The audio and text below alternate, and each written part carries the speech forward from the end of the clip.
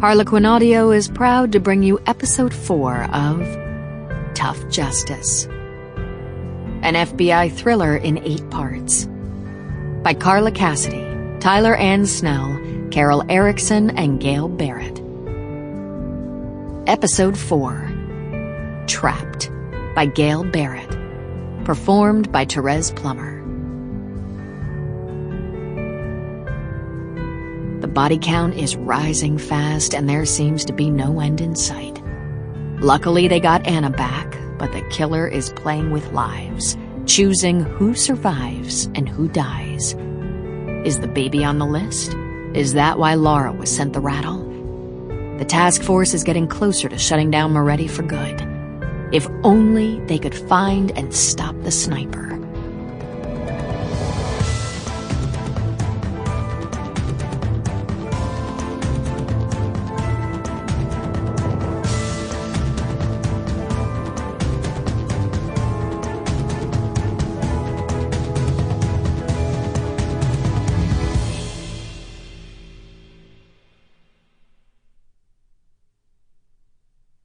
Chapter 1.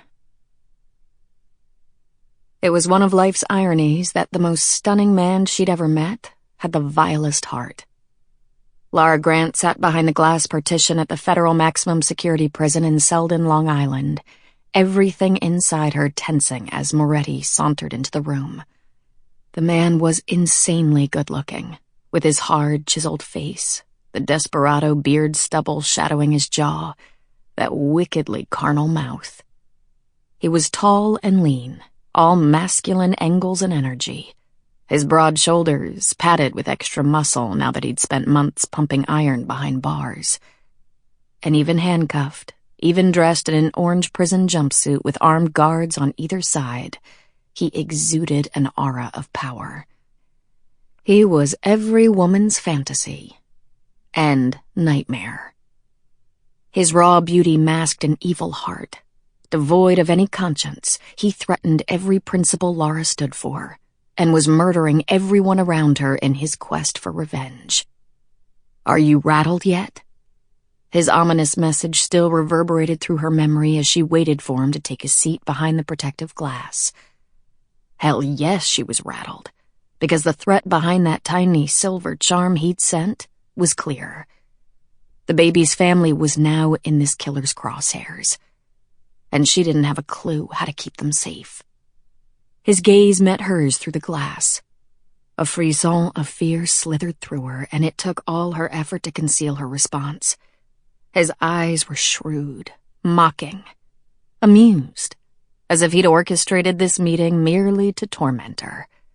Knowing him, he probably had. And she despised playing into his hands. The last thing she wanted was to cower before this monster or dance to his twisted tune. But Victoria was right.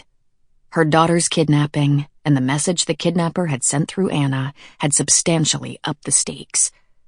It was a taunt, a warning that he could target anyone, including that baby's family. She couldn't predict how, where, or when he would next attack. Moretti settled in his plastic chair. The guard retreated to a spot beside the door. Even then, Moretti continued to watch her, making no effort to pick up the phone, as if he was controlling this meeting even as a prisoner, proving that he was the one in charge. Her temper flared. Moretti was powerful, without a doubt. On the outside, he'd amassed a fortune. He'd commanded a criminal network so extensive it had taken the FBI years to unravel it all. But no man was invincible, even Moretti, as she'd proven, and she intended to stop him. Now. His movements unhurried, he picked up the phone. "Lara," his deep voice rumbled through the wires. "It's a pleasure, as always."